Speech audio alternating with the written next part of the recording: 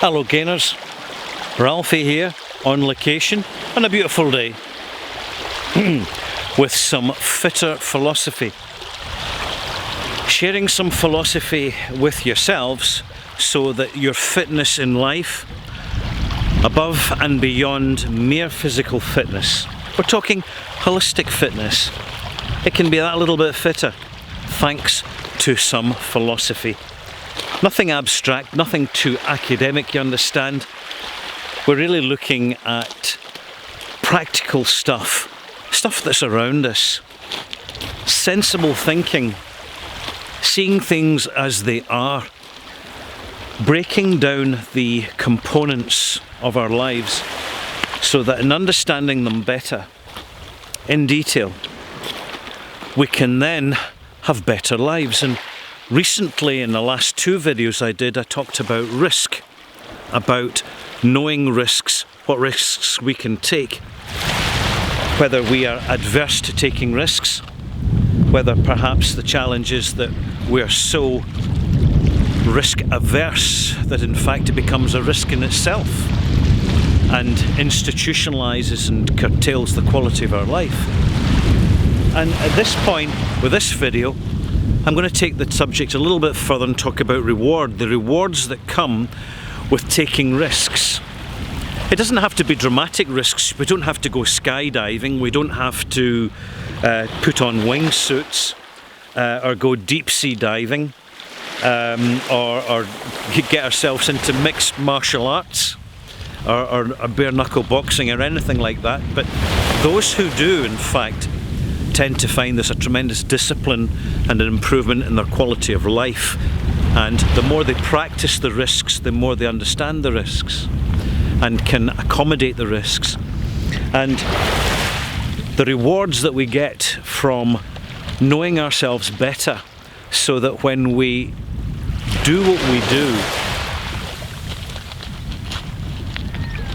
we get better at being ourselves, we become more skillful versions of ourselves.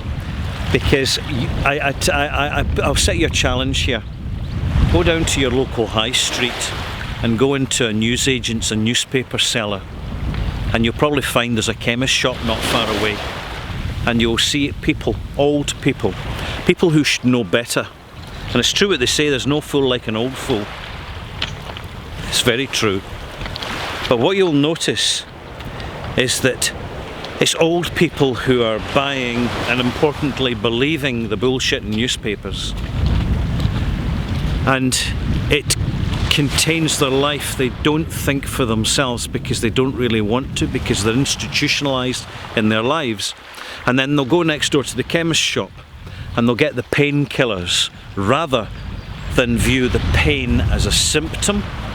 They view the pain, or whatever pain, sore back, sore knees, sore head, sore whatever, and can regard it as basically, I'm sore, I don't want to be sore, if I take a tablet I'll stop being sore.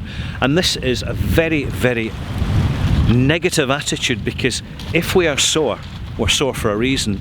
If we're experiencing pain, we do so for a reason. And the first thing we want to do before we do anything else is say, right, I am in pain, I don't like it, my body's talking to me, I'm being communicated to by myself. We should always listen to ourselves. Nobody knows us better.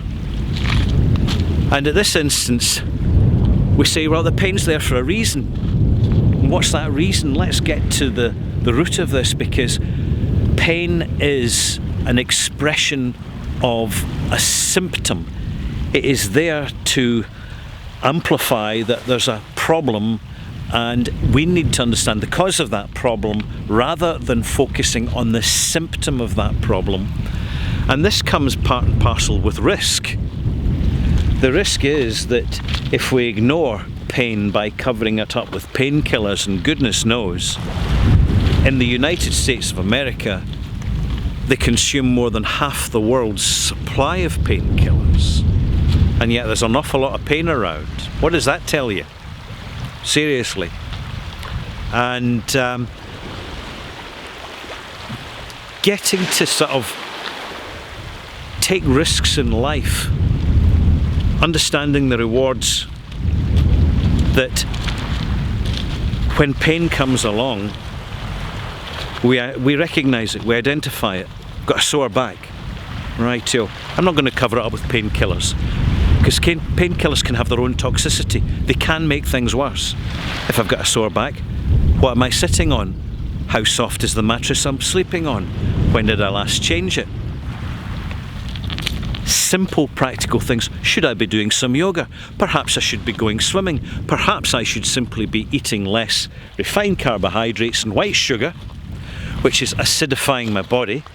And perhaps I should be eating more sensibly and losing a little bit of weight, getting a little bit physically fitter, and that will be the reward for the risk. The risk of taking responsibility for our own lives and decisions that affect them. Not everybody can do it, malt gainers. It's about to call you malt mates. Different video, different channel. But the other reward is that when we take risks, we discover more about ourselves and who we are. We discover that we're maybe capable of more than we thought. We may discover new skills that we would never have known about if we'd not taken the risk of learning to ride a motorbike, doing a painting course, writing some poetry, switching off the television, closing down the imposed media around us, and actually doing something, whatever, it doesn't matter, there's a lot of options, that's truly originally creative. And I'd like to conclude by saying that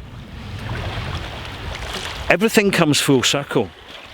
When we take risks and gain experience of taking risks, we then appreciate the rewards that come from them and the occasional lessons, painful lessons, that come from them as well.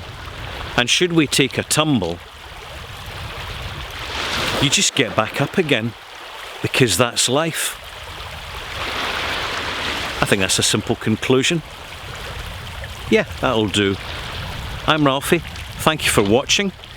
If you like the sound of my voice and if you like the content of my vlogs, click like. If you don't, click not like. And if you haven't subscribed, please do, because I'll be back again with some of my philosophy and take in life before too long. And now to a beautiful view. Do you know why? Because I'll say that again, start that again. One picture says 1,000 words.